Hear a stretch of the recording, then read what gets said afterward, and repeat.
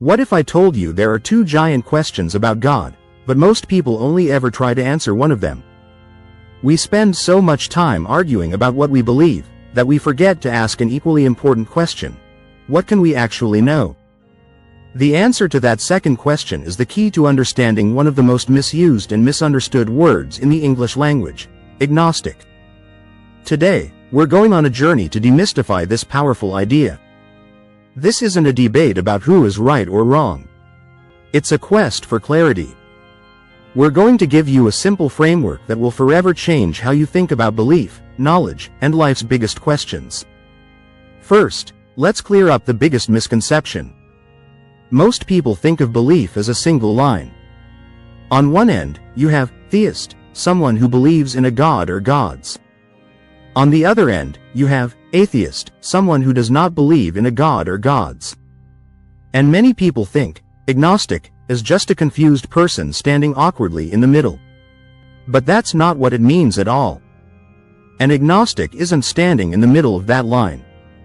They're answering a completely different question on a completely different line. Here's the secret. The first line is about belief. The second line is about knowledge. The word gnosis is ancient Greek for knowledge. So, on our new line, one end is Gnostic, which means, I claim to know. The other end is agnostic, which means, I do not claim to know, or, I believe it is unknowable. Once you understand that these are two separate questions, what do you believe? And what do you know? Everything becomes clear. You can be one thing on the belief scale, and another thing on the knowledge scale. They combine to create a much more interesting and accurate picture. Let's break down the four main possibilities. First, you have the Gnostic theist. This is probably the most common religious position. This person says, I believe in God, and I know that God exists. It's a position of both faith and a claim to certainty. Second, on the other side, you have the Gnostic atheist. This person says, I do not believe in God, and I know that God does not exist. This is also a position of certainty, a claim to absolute knowledge that there is no God. Now, here is where it gets fascinating. Our third position is the agnostic atheist. This is the position many, if not most, famous atheists today actually hold. This person says, I do not believe in God, but I cannot definitively know for sure that no God exists anywhere in the universe. The claim is unproven. It's a lack of belief, combined with an admission that absolute knowledge is out of reach. And our fourth position is the agnostic theist. This person says, I believe in God, but I cannot prove it with empirical evidence. My belief is a matter of faith, not a claim of provable fact. They hold a personal belief, but they humbly admit that they cannot demonstrate it as absolute knowledge to someone else. See how much clearer that is. Agnosticism isn't a weak position, it's a specific and rigorous position about knowledge.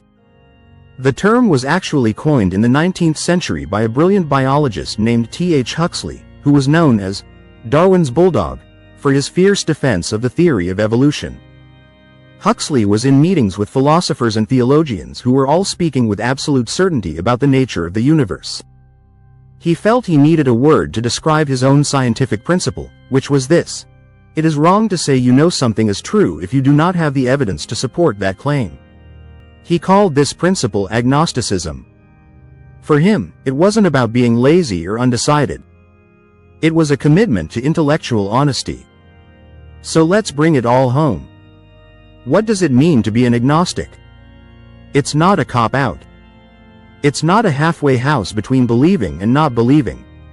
An agnostic is simply someone who has looked at the question of God's existence and has concluded that the evidence is insufficient to make a knowledge claim one way or the other. It is an honest assessment of the limits of our human understanding. It's the courage to do something that can be very difficult in our modern world. To say, I don't know. And in the end, that might be the most powerful position of all. Because saying, I don't know, isn't an end to the conversation. It's the beginning of all curiosity, all discovery, and all true learning. It's the engine that drives both science and philosophy. It's the humility to admit that the universe is vast and mysterious, and there is always more to learn.